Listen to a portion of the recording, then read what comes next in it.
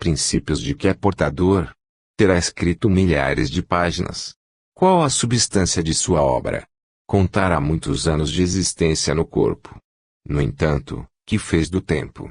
Poderá contar com numerosos amigos. Como se conduz perante as afeições que o cercam? Nossa vida não consiste da riqueza numérica de coisas e graças, aquisições nominais e títulos exteriores. Nossa paz e felicidade dependem do uso que fizermos, onde nos encontramos hoje, aqui e agora, das oportunidades e dons, situações e favores, recebidos do Altíssimo. Não procures amontoar levianamente o que detens por empréstimo.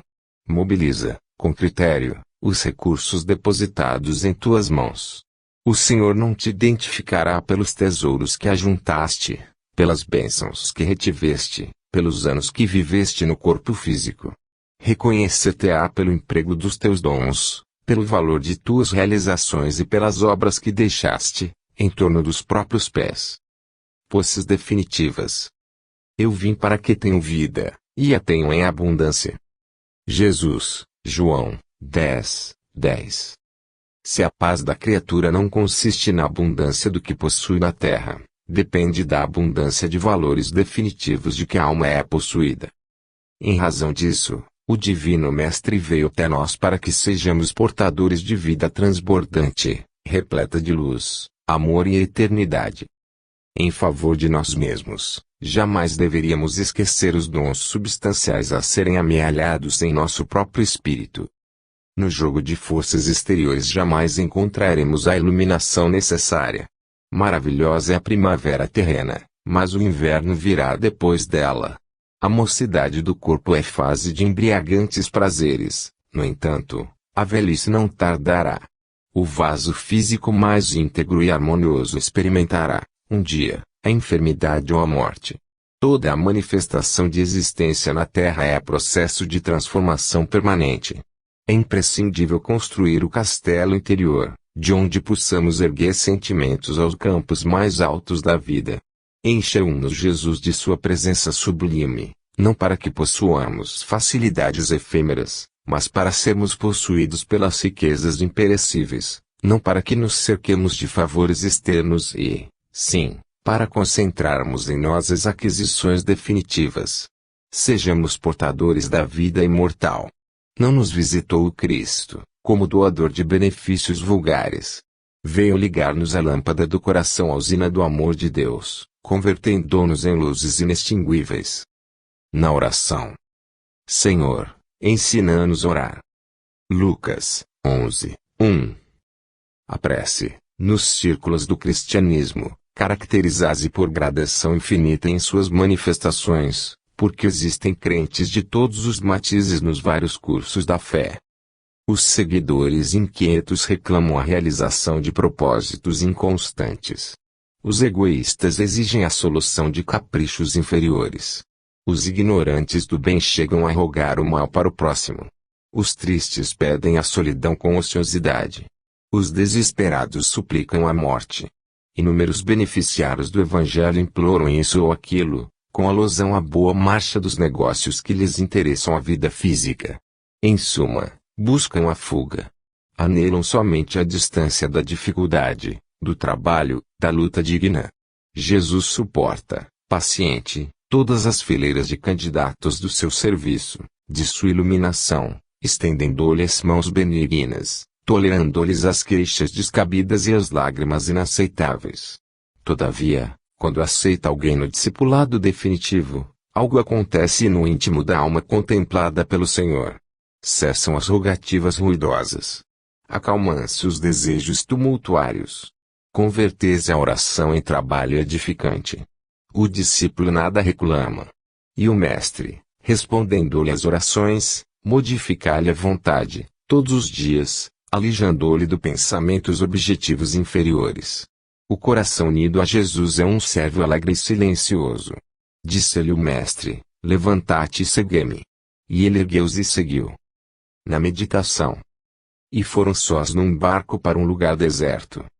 Marcos 6:32. Tuas mãos permanecem extenuadas por fazer e desfazer. Teus olhos, naturalmente, estão cheios da angústia recolhida nas perturbações ambientes. Doente os pés nas recapitulações dolorosas. Teus sentimentos vão e vêm, através de impulsos tumultuários, influenciados por 1000 pessoas diversas. Tens o coração atormentado. É natural. Nossa mente sofre sede de paz, como a terra seca tem necessidade de água fria. Venha a um lugar à parte, no país de ti mesmo, a fim de repousar um pouco. Esquece as fronteiras sociais, os controles domésticos, as incompreensões dos parentes, os assuntos difíceis, os problemas inquietantes, as ideias inferiores. Retira-te dos lugares comuns a que ainda te prendes. Concentra-te, por alguns minutos, em companhia do Cristo, no barco de teus pensamentos mais puros, sobre o mar das preocupações cotidianas. Ele te lavará a mente eivada de aflições. Balsamizará tuas úlceras. Dar-te-á salutares alvitres. Basta que te cales e sua voz falará no sublime silêncio. Oferece-lhe um coração valoroso na fé e na realização, e seus braços divinos farão o resto. Regressarás, então, aos círculos de luta, revigorado, forte e feliz. Teu coração com ele, a fim de agires, com êxito, no vale do serviço. Ele contigo, para escalares, sem cansaço, a montanha da luz. No quadro real. Dê-lhes a tua palavra, e o mundo os aborreceu, porque não são do mundo, assim como eu do mundo não sou. Jesus, João, 17:14. Aprendizes do Evangelho, à espera de facilidades humanas, constituirão sempre assembleias do engano voluntário. O Senhor não prometeu aos companheiros senão continuado esforço contra as sombras até vitória final do bem. O cristão não é flor de ornamento para igrejas isoladas. É sal da terra, força de preservação dos princípios divinos no santuário do mundo inteiro. A palavra de Jesus, nesse particular, não padece qualquer dúvida. Se alguém quiser vir após mim, renuncie a si mesmo, tome a sua cruz e siga-me. Amai vossos inimigos. Orai pelos que vos perseguem e caluniam. Bendizei os que vos maldizem. Emprestai sem nada esperardes. Não julgueis para não serdes julgados. Entre vós, o maior seja servo de todos. Buscai a porta estreita. Eis que vos envio como ovelhas ao meio dos lobos. No mundo, tereis tribulações. Mediante afirmativas tão claras, é impossível aguardar em Cristo um doador de vida fácil. Ninguém se aproxime dele sem o desejo sincero de aprender a melhorar-se. Se cristianismo é esperança sublime, amor celeste e fé restauradora, é também trabalho, sacrifício, aperfeiçoamento incessante. Comprovando suas lições divinas, o Mestre Supremo viveu servindo e morreu na cruz. Domínio espiritual. Não estou só, porque o Pai está comigo. Jesus, João, 16:32. Nos transes aflitivos a criatura demonstra sempre onde se localizam as forças exteriores que lhe subjugam a alma. Nas grandes horas de testemunho, no sofrimento ou na morte, os avarentos clamam pelas posses efêmeras, os arbitrários exigem a obediência de que se julgam credores, os supersentimentalistas reclamam o objeto de suas afeições.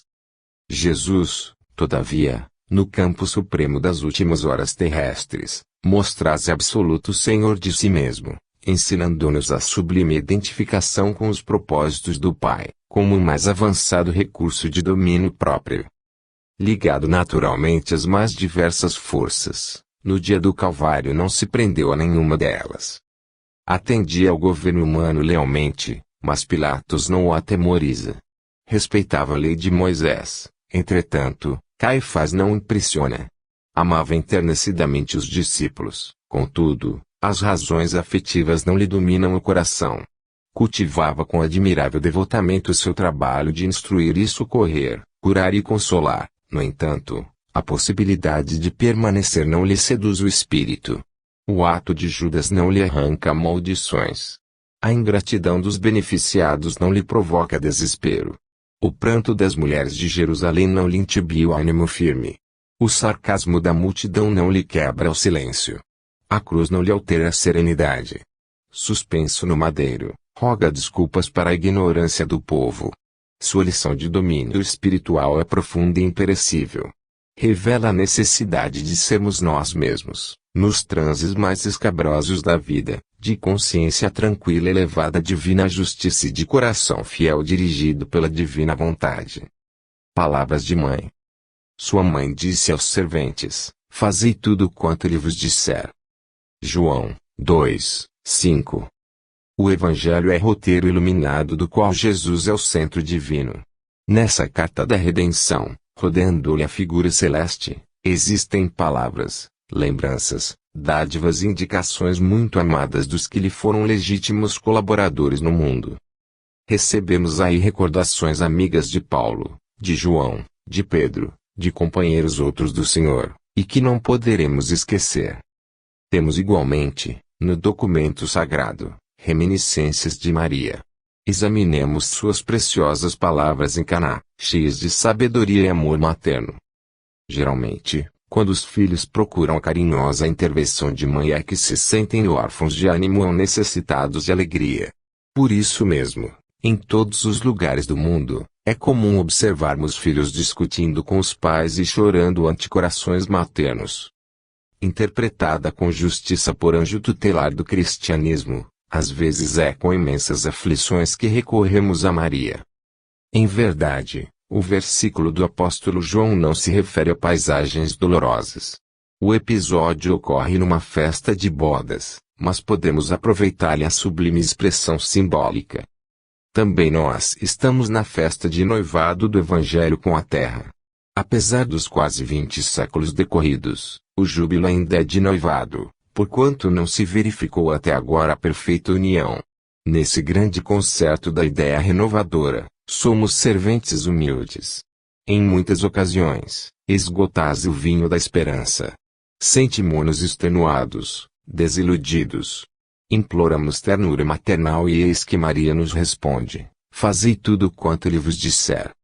O conselho é sábio e profundo e foi colocado no princípio dos trabalhos de salvação. Escutando semelhante advertência de mãe, meditemos se realmente estaremos fazendo tudo quanto o Mestre nos disse. Lágrimas. Vinde a mim, todos os que estáis cansados e oprimidos, e eu vos aliviarei. Jesus, Mateus 11, 28. Ninguém como Cristo espalhou na terra tanta alegria e fortaleza de ânimo. Reconhecendo isso, muitos discípulos amontoam argumentos contra a lágrima e abominam as expressões de sofrimento. O paraíso já estaria na terra se ninguém tivesse razões para chorar. Considerando assim, Jesus, que era o mestre da confiança e do otimismo, chamava ao seu coração todos os que estivessem cansados e oprimidos sob peso de desenganos terrestres. Não amaldiçoou os tristes, convocou-os à consolação.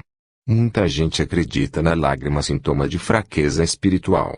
No entanto, Maria soluçou no Calvário, Pedro lastimou-se, depois da negação, Paulo mergulhou-se em pranto às portas de Damasco, os primeiros cristãos choraram nos circos de martírio. Mas, nenhum deles derramou lágrimas sem esperança. Prantearam e seguiram o caminho do Senhor, sofreram e anunciaram a boa nova da redenção. Padeceram e morreram leais na confiança suprema. O cansaço experimentado por amor ao Cristo converteu-se em fortaleza, as cadeias levadas ao seu olhar magnânimo transformam-se em laços divinos de salvação. Caracterizam-se as lágrimas através de origens específicas. Quando nascem da dor sincera e construtiva, são filtros de redenção e vida. No entanto, se procedem do desespero, são venenos mortais. Zelo do bem. E qual é aquele que vos fará mal, se fordes zelosos do bem? 1 Pedro 3, 13. Temer os que praticam o mal é demonstrar que o bem ainda não se nos radicou na alma convenientemente. A interrogação de Pedro reveste-se de enorme sentido. Se existe sólido propósito do bem nos teus caminhos, se és cuidadoso em sua prática, quem mobilizará tamanho poder para anular as edificações de Deus? O problema reside, entretanto, na necessidade de entendimento. Somos ainda incapazes de examinar todos os aspectos de uma questão, todos os contornos de uma paisagem. O que hoje nos parece a felicidade real pode ser amanhã cruel desengano. Nossos desejos humanos modificam-se aos jorros purificadores da fonte evolutiva. Urge, pois, afeiçoar-nos à lei divina, refletir-lhe os princípios sagrados e submeter-nos aos superiores desígnios, trabalhando incessantemente para o bem, onde estivermos. Os melindres pessoais, as falsas necessidades, os preconceitos cristalizados, operam muita vez a cegueira do espírito. Procedem de imensos desastres para todos os que guardam a intenção de bem fazer, dando ouvidos, porém, ao personalismo inferior. Quem cultiva a obediência ao Pai, no coração, sabe encontrar as oportunidades de construir com o seu amor. Os que alcançam, portanto, a compreensão legítima não podem temer o mal. Nunca se perdem na secura da exigência nem nos desvios do sentimentalismo. Para essas almas, que encontraram no íntimo de si próprias o prazer de servir sem indagar, os insucessos, as provas, as enfermidades e os obstáculos são simplesmente novas decisões das forças divinas, relativamente à tarefa a que lhes dizem respeito, destinadas a conduzi-las para a vida maior. Pão de cada dia. Dá-nos cada dia o nosso pão. Jesus, Lucas, 11, 3. Já pensaste no pão de cada dia? A força de possuí-lo, em abundância, o homem costuma desvalorizá-lo, à maneira da criatura irrefletida que somente medita na saúde, ao sobrevir à enfermidade. Se a maioria dos filhos da terra estivessem à altura de atender à gratidão nos seus aspectos reais, bastaria o pão cotidiano para que não faltassem às coletividades terrestres perfeitas noções da existência de Deus. Tão magnânime é a bondade celestial que, promovendo recursos para a manutenção dos homens, escapa à admiração das criaturas, a fim de que compreendam melhor a vida, integrando-se nas responsabilidades que lhes dizem respeito, nas organizações de trabalho a que foram chamadas, com a finalidade de realizarem o aprimoramento próprio. O Altíssimo deixa aos homens a crença de que o pão terrestre é conquista deles, para que se aperfeiçoem convenientemente no dom de servir. Em verdade, no entanto, o pão de cada dia, para todas as refeições do mundo, procede da providência divina. O homem cavará o solo, espalhará as sementes, defenderá o serviço e cooperará com a natureza, mas a germinação, o crescimento, a florescência e a frutificação pertencem ao Todo Misericordioso. No alimento de cada dia prevalece sublime ensinamento de colaboração entre o Criador e a criatura, que raras pessoas se dispõem a observar. Esforçasse o homem e o Senhor lhe concede as utilidades. O servo trabalha e o Altíssimo lhe abençoa suor. É nesse processo de íntima cooperação e natural entendimento que o Pai espera colher, um dia, os doces frutos da perfeição no espírito dos filhos. Cooperação. E ele respondeu: como poderei entender se alguém me não ensinar? Atos 8, 31. Desde a vinda de Jesus, o movimento de educação renovadora para o bem é dos mais impressionantes no seio da humanidade. Em toda parte, erguerão-se templos, divulgarão-se livros portadores de princípios sagrados. Percebes em toda essa atividade a atuação sutil e magnânima do Mestre que não perde a ocasião de atrair as criaturas de Deus para o infinito amor. Desse quadro bendito de trabalho destaca-se, porém, a cooperação fraternal que o Cristo nos deixou, como norma imprescindível ao desdobramento da iluminação eterna do mundo. Ninguém guarde a presunção de elevar-se sem o auxílio dos outros, embora não deva buscar a condição parasitária para a ascensão. Referimos-nos à solidariedade, ao amparo proveitoso, ao concurso edificante. Os que aprendem alguma coisa sempre se valem dos homens que já passaram, e não seguem além se lhes falta o interesse dos contemporâneos, ainda que esse interesse seja mínimo. Os apóstolos necessitaram do Cristo que, por sua vez, fez questão de prender os ensinamentos, de que era o divino emissário, às antigas leis. Paulo de Tarso precisou de Ananias para entender a própria situação. Observemos o versículo acima, extraído dos Atos dos Apóstolos.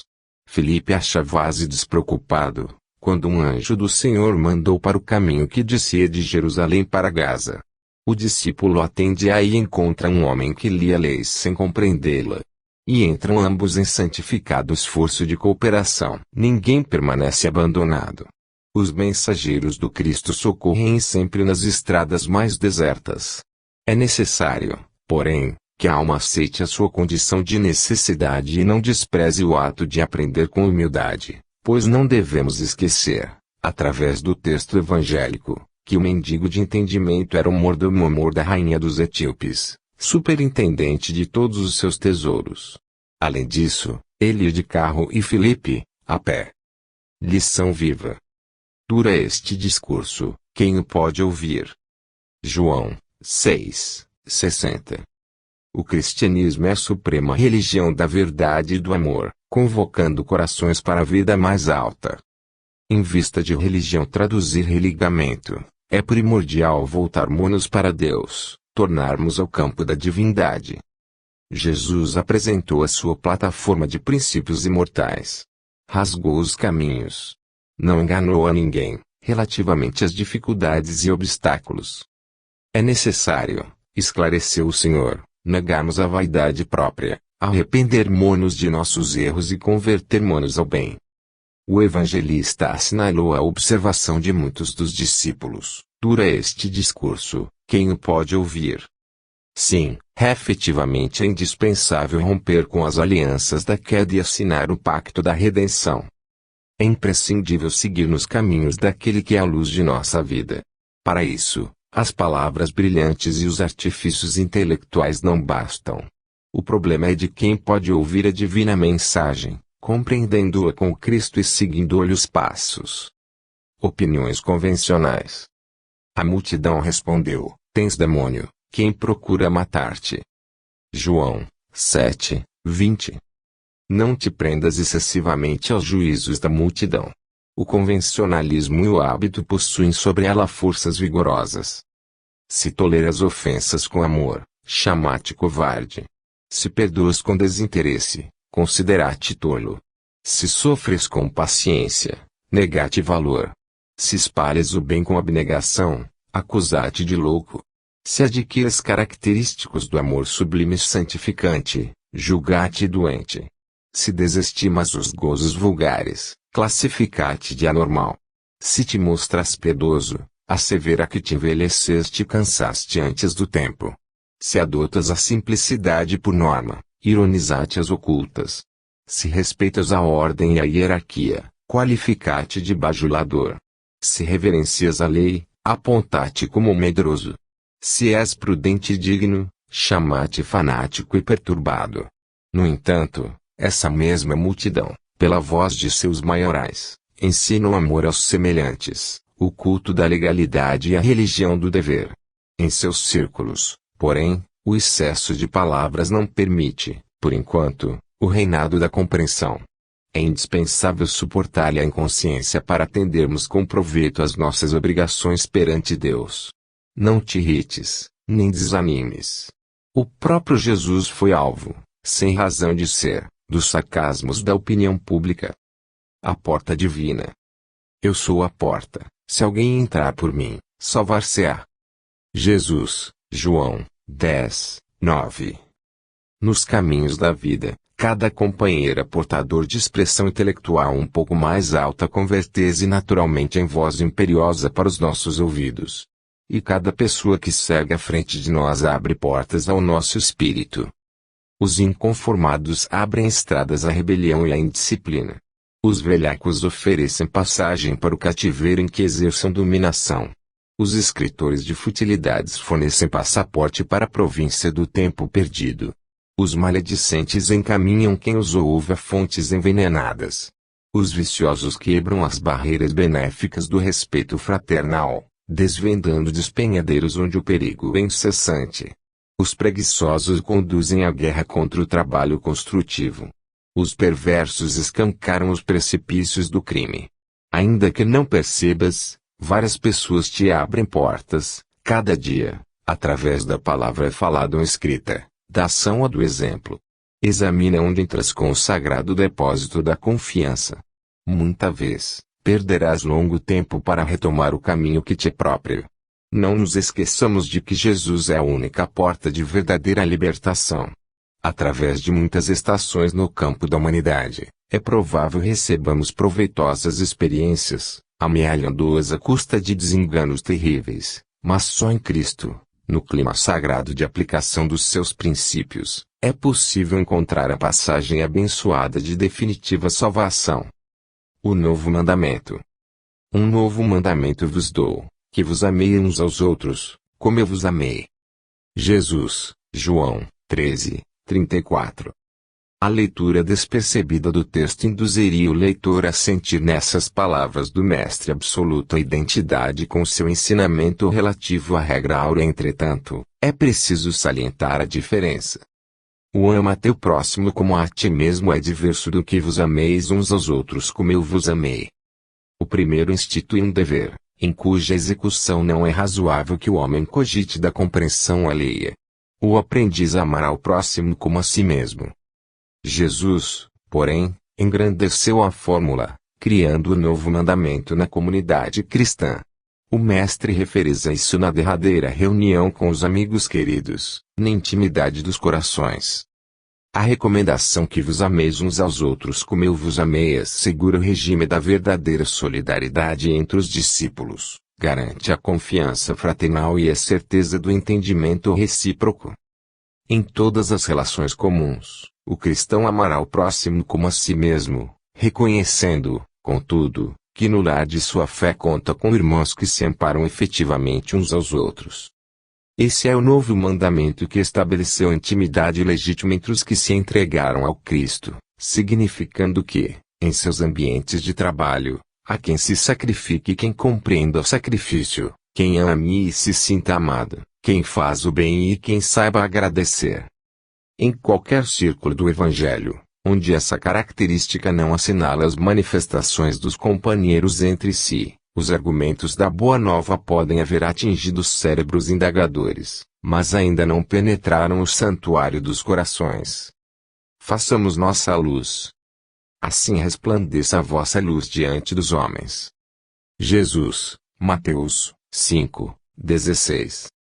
Ante a glória dos mundos evolvidos, das esferas sublimes que povoam o universo, o estreito campo em que nos agitamos, na crosta planetária, é limitado o círculo de ação. Se o problema, no entanto, fosse apenas o de espaço, nada teríamos a lamentar. A casa pequena e humilde, iluminada de sol e alegria, é paraíso de felicidade. A angústia de nosso plano procede da sombra.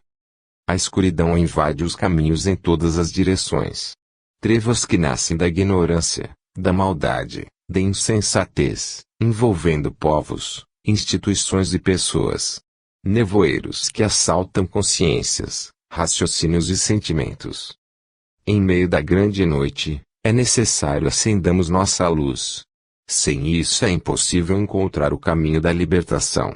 Sem a irradiação brilhante de nosso próprio ser, não poderemos ser vistos com facilidade pelos mensageiros divinos, que ajudam em nome do Altíssimo, e nem auxiliaremos efetivamente a quem quer que seja.